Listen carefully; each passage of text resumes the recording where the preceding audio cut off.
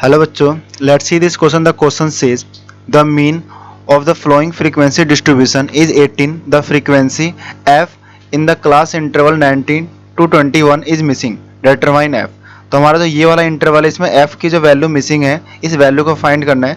तो इसको फाइंड करने के लिए हम की कंसेप्ट इसमें यूज करेंगे. की कंसेप्ट इसमें हम यूज करेंगे direct mean method. Direct mean method direct mean method को इस वाले पार्ट में हम लोग यूज करेंगे यहाँ पे. तो सबसे पहला जो हमारे पास कॉलम है क्लास इंटरवल में, क्लास इंटरवल, इसमें हमारे पास 11 टू 13, नेक्स्ट है 13 टू 15, उसके बाद 15 टू 17 और फिर आपका 17 टू 19 और नेक्स्ट है 19 टू 21, 21 टू 23 एंड लास्ट है 23 टू 25. और नेक्स्ट तो कॉलम है फ्रीक्वेंसी की कॉलम हमारे पास है यहाँ पे, जिसको हम लोग रिप्रेजेंट करेंगे एफ आई से. और ये वैल्यू हमारे पास 3 है, नेक्स्ट 6, 9, 13 और ये एफ है आपका मिसिंग यहाँ पे 5 और 4. नेक्स्ट हम कॉलम बनाएंगे एक्स आई का, जिसको हम लोग कहेंगे क्लास मार्क. तो इसका फॉर्मूला होता है निकालने का क्लास मार्क का, लोअर लिमिट प्लस में अपर लिमिट अपॉन में 2.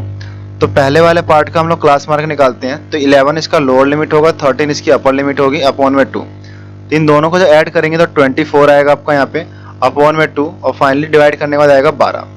तो पहले वैल्यू हमारे पास 12 आ गई. आगे की वैल्यू हम 1 बाय 1 निकाल सकते हैं. जैसे अगर इन दोनों के बीच में गैप है, उस सभी गैप अगर सेम है तो वही गैप 1 बाय 1 हम आगे ऐड करते हुए चलेंगे, हमारा कॉलम कंप्लीट होगा. तो गैप 2 का है तो अगली वैल्यू होगी 14, नेक्स्ट होगी 16, फिर 18 और 20, 22 और फिर आपको हो जाएगा 24. नेक्स्ट कॉलम बनाएंगे एफ आई और एक्स आई का. तो इन दोनों की 1 बाय 1 मल्टीप्लाई करेंगे तो ये वैल्यू आएगी आपकी 36, नेक्स्ट आपका आएगा 84, इसके बाद 144 और 234 और इन दोनों की जब मल्टीप्लाई होगी तो 20 और ये हो जाएगा आपका f.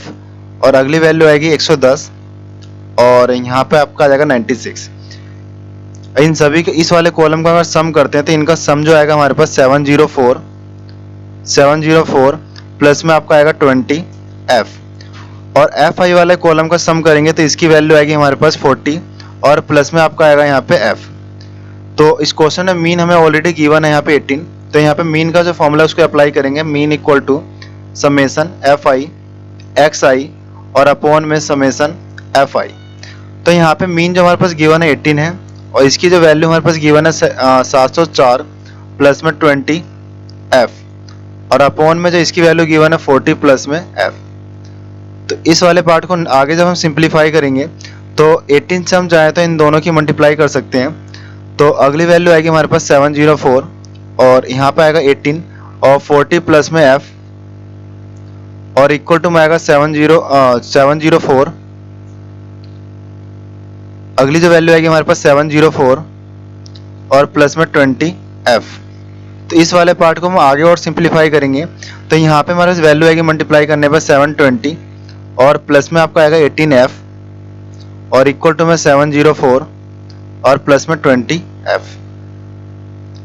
तो इसमें इन दोनों का जो डिफरेंस होगा और इन दोनों का जब आपस में डिफरेंस होगा तो ये वैल्यू आएगी हमारे पास 2f, यहाँ पर जाएगा 2f इक्वल टू में आपका आएगा 16 और f की जो वैल्यू आएगी हमारे पास ये आ जाएगा 8. तो हमें फाइनली इसमें f की वैल्यू ही फाइंड करनी थी. तो this is your final answer. Hope you understand it well. Thank you and have a nice day.